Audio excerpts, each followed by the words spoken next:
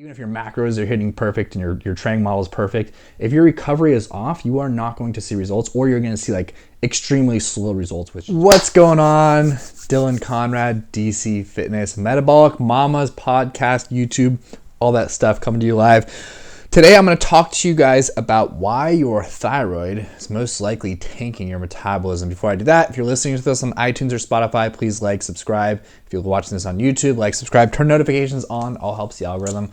So your thyroid, right? I've had some pretty bad coaches in my life. And one coach in particular said, thyroid doesn't have calories in it, meaning that basically you're eating too much and that's the reason you're gaining weight.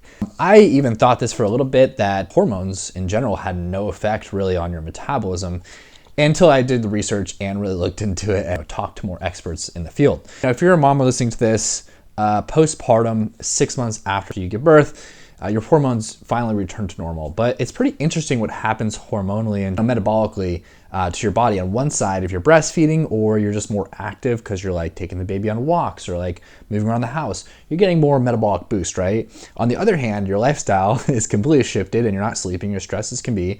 And those are all things that are going to decrease your metabolism. So we have like this push-pull thing going on. So the thyroid is a butterfly-shaped gland that's actually right behind your windpipe.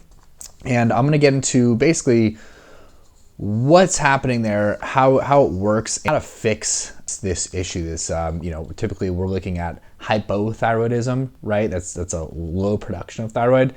It's going to decrease your metabolism. Hyperthyroid, high production of thyroid is going to increase your metabolism. So typically they don't know if it's chicken or the egg in research, if obese people have people that have low thyroid are obese because they have low thyroid, or vice versa. So that's like kind of what they're figuring out. But either way, it doesn't matter because the approach on treatment is going to be the same.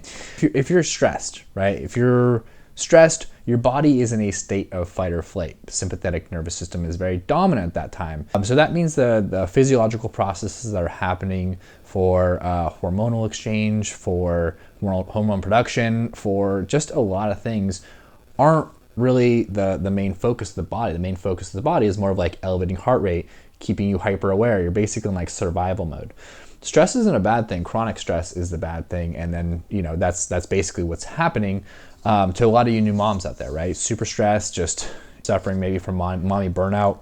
But you're going to see your metabolism start lowering. You're going to see a lot of things really start happening that are going to either stop you from losing weight or gaining weight and go the other way.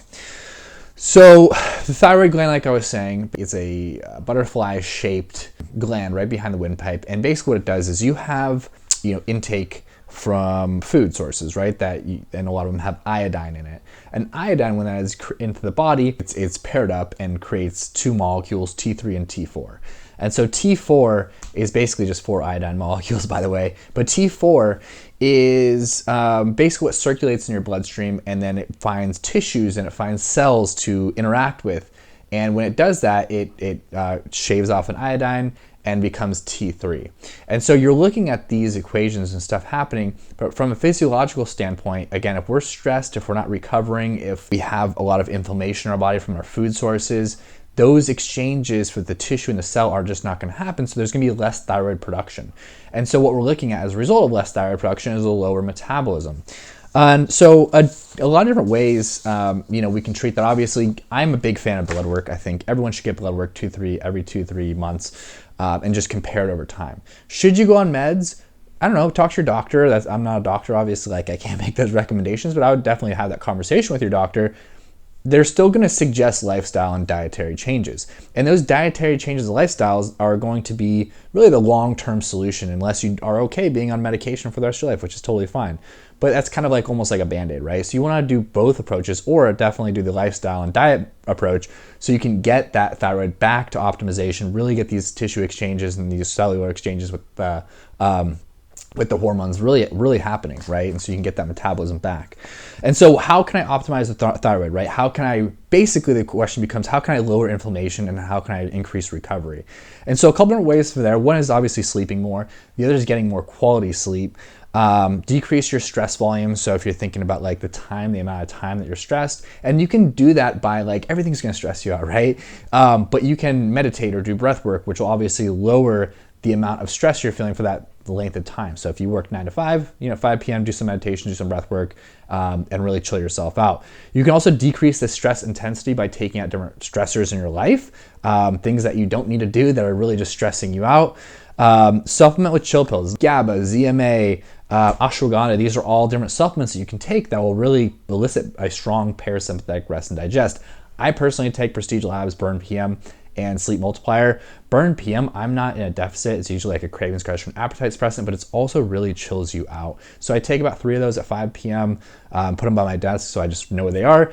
And then I take Sleep Multiplier to sleep. And that really boosts the quality and the amount of sleep that I'm getting by putting me in a deeper parasympathetic rest and digest nervous system response. Walk more, getting outside more, making sure your training model, your exercise model is like just really good. You don't want to make sure you're undertraining or overtraining. Eating a higher carbohydrate diet. Yes, that is why I hate keto, because you have a wearable. If you have like a Fitbit or a iWatch and you notice it gives you an HRV score. Now, HRV is basically heart rate variability, and it's telling you how well your body is responding. And you see whenever I have clients that are like start on keto or have done keto, or they're like, we lower their carbs, you can see an immediate decrease in their heart rate variability, meaning that they are not recovering well and their body is very stressed. So eating a balanced diet with higher carbohydrates and high protein too is gonna be really good for your recovery. So that's why I hate keto for anything, especially, I don't understand why they still, I don't know who these people are, but they still like saying for PCOS and like all these hormonal things to decrease your carbs. It's like the stupidest thing ever because it actually tanks your recovery.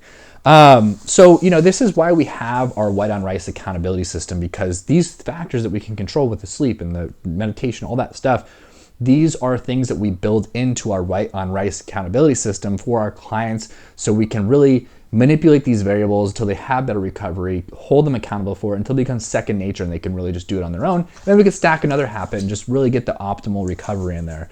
If you're looking from a hierarchical standpoint, I don't even know if that's a word, a hierarchy, right? If you're looking at like, what do I need to focus on? Number 1 is recovery, 2 is going to be your nutrition, and 3 is going to be your training, right? And so if you're making any decisions, how many times a week should I work out? What should my workouts look like? How should I be eating? Should I be in a calorie deficit?